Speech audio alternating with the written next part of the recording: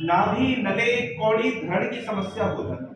आज हम देख रहे हैं कि ये समस्या बहुत ज्यादा लोगों को हो रही है और ज्यादातर ये जो समस्या देखने में आती है युवा वर्ग में आती है, महिलाओं में भी ये समस्या हो रही है, पुरुषों में भी ये समस्या हो रही है। और इसकी अगर हम उम्र की बात करें तो देखा जाता है कि 18 साल से लेकर 30 साल तक की जो युवा पीढ़ी है उन लोगों में पेट की ये समस्या होती है। नाभि, नले, कौड़ी, धरण, IBS बहुत ज्यादा संख्या आज इस बीमारी की हो गई है जो लोगों में निरंतर हो रही है। और सबसे बड़ा जो कारण होता है, हमें जानकारी का अभाव है।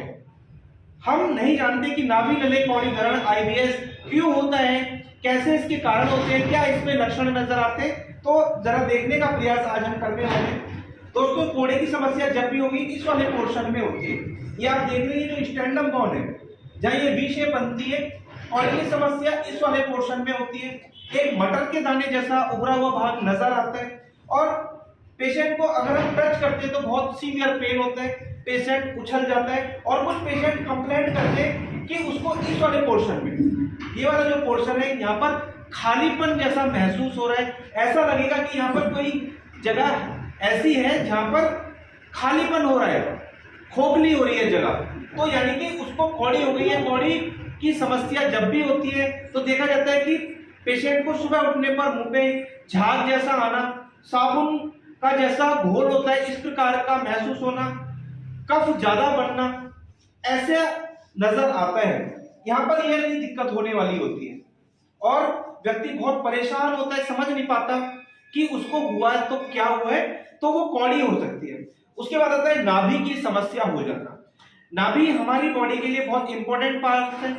जैसा कि हम जानते हैं कि नाभि हमारी बॉडी का सेंटर पॉइंट है। अगर हम ऊपर से और नीचे से चेक करें तो ये बिल्कुल सेंटर में आने वाली है, यानी कि हमारे सिर की दूरी से नाभि की दूरी और नाभि से हमारी पैर की दूरी ये बराबर होने वाली है। और इस आधार पर हम कहते हैं कि नाभि हमारी बॉडी का सेंटर पॉइंट है। नाभि से 72,000 नाड़ियां निकलती हैं जो हमारी बॉडी पर अलग अलग काम करती हैं।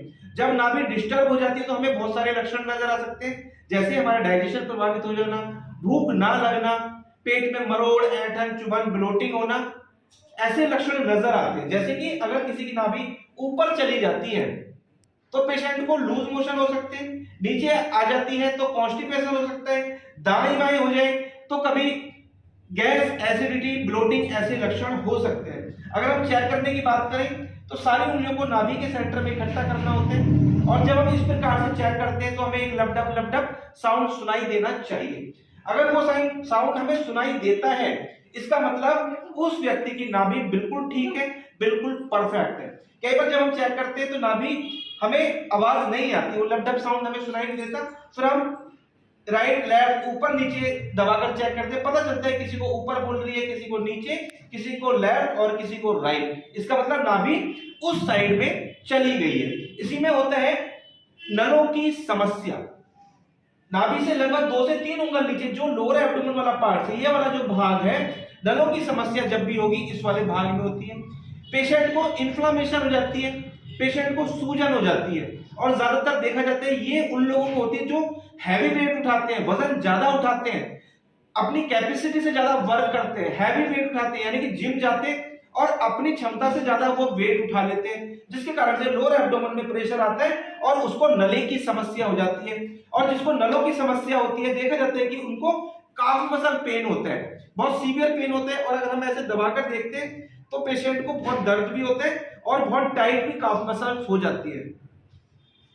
पेट संबंधित एक रोग आजकल बहुत ज्यादा लोगों को हो रहा है, IBS, इरिटेबल बाउल सिंड्रोम। ये जो हमारी लार्ज इंटेस्टाइन है, ये आप देख रहे हैं, ये हमारी लार्ज इंटेस्टाइन है, ये इस प्रकार से आ रही होती है। यानी कि जो हम खाना खाते हैं वो हमारे मुंह से होता हुआ लीवर में आता है, उसके बाद स्मॉल इंटेस्टाइन में आता है, फिर एक वाल्व होता है इलियोसिकल वाल्व, उसके बाद स्मॉल इंटेस्टाइन से खाना हमारी लार्ज इंटेस्टाइन में चला जाता है। इसको हम असेंडिंग कॉलन बोलते हैं, यानी कि ऊपर वाला भाग असेंडिंग कॉलन, ट्रांसवर्स कॉलन और ये डेसेंडिंग कॉलन, सिग्मोइड कॉलन, ये इधर कुछ पोर्शन होता है और फिर लास्ट में एनस होता है और उसके द्वारा हमारा जो खाना है जो मल के रूप में कन्वर्ट हो गया है वो हमारी बॉडी से बाहर हो जाता है।